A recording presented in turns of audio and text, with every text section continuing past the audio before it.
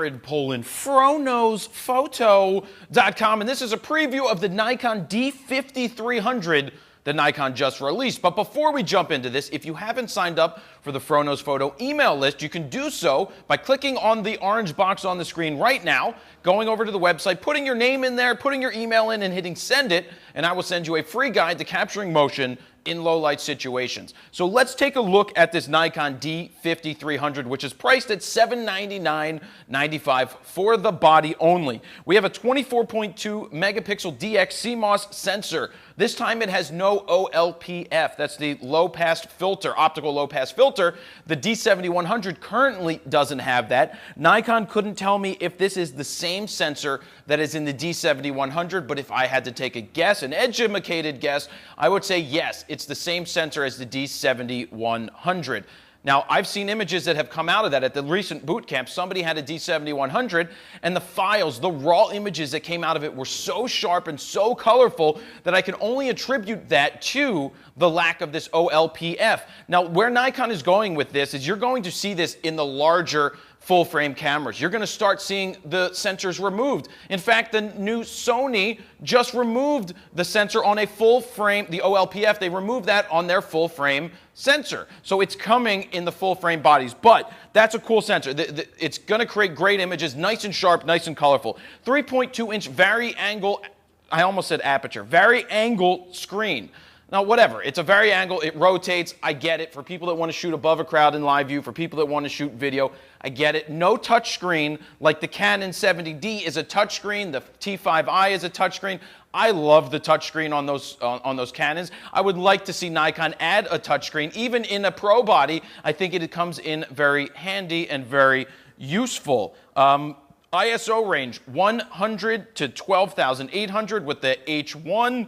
You have the option to go to H1. That's a huge range, and to help with that, they have the Speed 4 processor, which they say is going to help you get better low-light images. We'll see about that. Don't forget, smaller sensors don't get as good high ISO capabilities, but cameras are getting better and better and better. So this is the first Nikon to introduce the built-in Wi-Fi. Before, you had to get this little pluggy McPluggerson thing that plugged into the side of the camera. It was an add-on. So now they've built-in Wi-Fi, and along with built-in Wi-Fi, they have built-in GPS.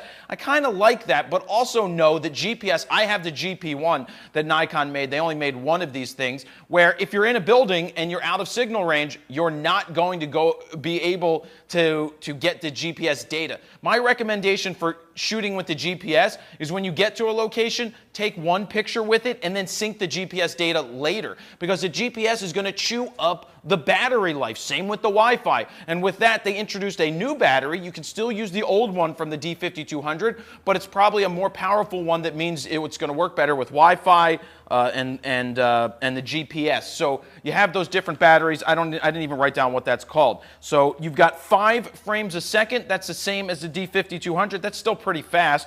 SD card slot, just one, whereas the D7100 has 2, and the D7200 is also, or D7100 is also, what, $400 more expensive. 39 AF points, that's really good. Same as the D5200. It's a good focusing system. The one in the D7100 is very good as well. I said 5, and it has a stereo mic input, so you can do stereo mic. You can plug in a microphone, like I'm using a wireless one. You can plug in a Rode Smart Lav. You can plug in whatever you want into the side of it to record audio. Now, it's the first Nikon to do 1080 60p. Before it was 720 60p, so now you can do 1080 60p. For those of you who aren't sure what 60p gives you over the lower frame rates, it gives you the ability to get slow motion, better slow motion. You can slow it down better in post when you capture at 60 frames a second, because there's more data running through there, and that's 1080 at 60 frames a second. I said one SD card, it's smaller and lighter.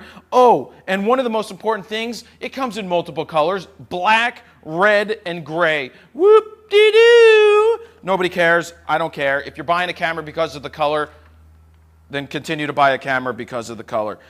So who is this for? If you already have a D5200, even if you have a D5100, I don't think this is a step for you. Yes, it's a better camera in terms of the sensor and things have been stepped up, but you want to take those jumps, those logical jumps up. From a D5100, 5200, you may want to consider a D7100 or possibly the what, 60, wow, the D600 refurbed or new at a discounted price, or a D610 because it's a full frame body. So you got to think about where you want to jump when you get cameras and you want to take that step up. But if this is your first camera, you're looking for your first camera and you only want to spend $800 plus a lens, this is not a bad option at all. You're going to get good video. Oh, they also talked about improved full-time AF. We'll see if it's as good as what the Canon has done. The Canon 70 is spectacular with full AF. We'll see how well this Nikon D5300 does do.